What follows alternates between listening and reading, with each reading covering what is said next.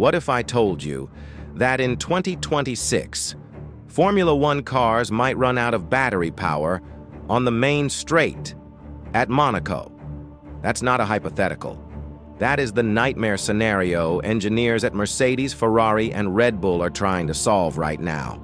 Because in 18 months, the FIA is forcing every team to throw out nearly everything they know about aerodynamics, power delivery, and race strategy. The 2026 regulations aren't just a rule change. They're a complete reinvention of what a Formula One car is. We're talking 50% electric power units, wings that physically transform mid-corner, and a manual override button that replaces DRS, but works like a video game nitrous boost. And here's the kicker. The teams who get this wrong won't just lose races. They'll be seconds per lap slower. This is the biggest technical gamble Formula One has taken since the hybrid era began in 2014. So buckle up, because what you're about to learn will completely change how you watch racing. I'm Joe from PITCREW TV, and we break down the machine so you can understand the madness. Let's get technical. Let's start with the heart of the problem, the new power unit. Right now, F1 cars use hybrid engines that are about 70% combustion and 30% electric. The V6 turbo does most of the work. Here's why this is controversial. The internal combustion engine is being downsized. Less fuel flow. Lower RPM limits. That means the V6 will produce around 200 horsepower less than it does today. But, and this is the critical part, the electric motor has to make up that difference. The MGU-K is being cranked up from 160 horsepower to somewhere near 470 horsepower. That's triple the electric power, which sounds incredible, right? Instant torque, zero lag, except there's a nightmare scenario hiding in the math. Let's talk about manual override, because this is wild. Right now, DRS is automatic. You get within 1 second of the car ahead, you press a button, your rear wing opens, you get a speed boost. Simple. Manual override? Completely different. It's a driver-controlled system that gives you extra electric power, on demand. Think of it like Mario Kart. You have a boost meter. You decide when to deploy it. But here's the catch. You can only use it when you're in X mode. Wait, what's X mode? Glad you asked. That's the active Aero system, and it is insane. Current F1 cars have fixed aerodynamics, but in 2026, the entire car can switch between two modes. Z mode, high downforce. This is for corners. The front and rear wings are configured to push the car into the ground. Maximum grip. X mode, low drag. This is for straights. The wings physically open up to reduce air resistance. The car becomes slippery. Top speed mode. So, here is my prediction. 2026 is going to be chaos. The first season will be a mess. We'll see cars running out of battery. We'll see teams protesting active Aero systems. But by 2027, this could be the most exciting era of Formula One we have ever seen. Because here's what people forget. Good racing isn't about raw speed. It's about unpredictability. My bold take?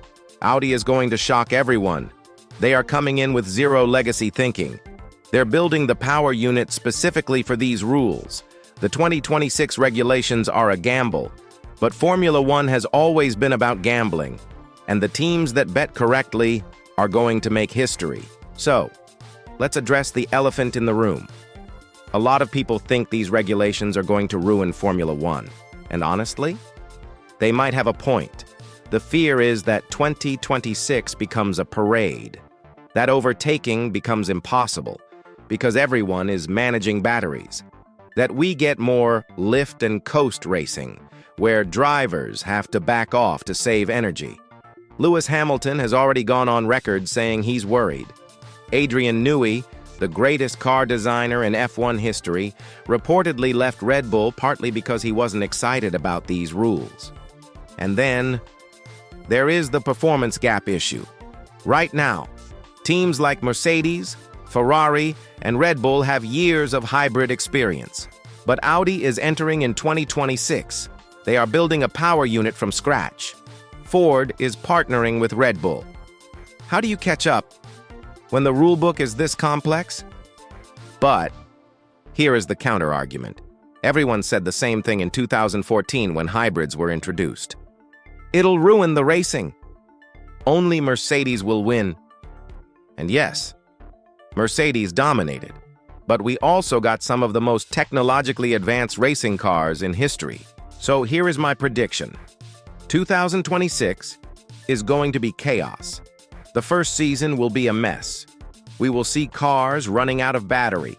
We'll see teams protesting active Aero systems. We will see someone, probably Red Bull or Ferrari, find a loophole in the manual override rules, but by 2027, 2028, this could be the most exciting era of Formula One we have ever seen. Because here is what people forget. Good racing isn't about raw speed. It is about unpredictability. If you are Max Verstappen or Lando Norris, you are salivating at this, because the driver who can manage energy and extract performance, they are going to be untouchable. My bold take? Audi is going to shock everyone. They are coming in with zero legacy thinking, no old hybrid data to cling to. They are building the power unit specifically for these rules. And if they nail it, we might see a new team win the championship in their first season. The 2026 regulations are a gamble. But Formula One has always been about gambling. And the teams that bet correctly are going to make history. So, that is the breakdown. 50% electric power, manual override, active Aero, and a whole lot of uncertainty. If you want more deep dives like this, hit subscribe. We have videos coming on the Audi power unit, the Red Bull-Ford partnership, and why Mercedes might be in serious trouble. Drop a comment. Do you think these regulations will save F1 or ruin it? I'll see you in the next one.